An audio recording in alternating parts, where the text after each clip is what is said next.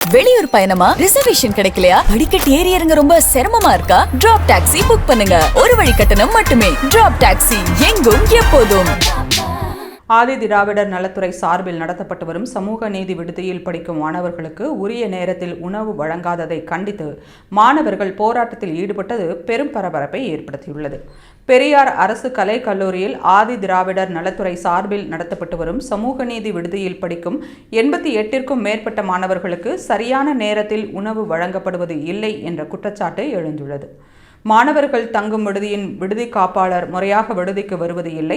அது மட்டுமல்லாமல் 5 சமையல்காரர்கள் இருந்த இடத்தில் 6 மாதமாக ஒரு சமையல்காரர் மட்டுமே உள்ள நிலையில் அவரும் சரியான நேரத்திற்கு வந்து உணவு சமைத்து வழங்காததால் மாணவர்கள் கல்லூரி தேர்வு எழுதும் காலத்திலும் உணவு சாப்பிடாமல் பட்டினியாக கல்லூரிக்கு செல்லும் நிலையில் உள்ளனர். மாணவர்கள் ஆதி திராவிடர் நலத்துறை அலுவலரிடம் புகார் அளித்தும் இதுவரைக்கும் எந்தவித நடவடிக்கையும் எடுக்கவில்லை. உடனடியாக நடவடிக்கை எடுத்து உரிய நேரத்தில் உணவு வழங்க வேண்டும். புதிதாக சமையல்காரரை நியமிக்க வேண்டும்.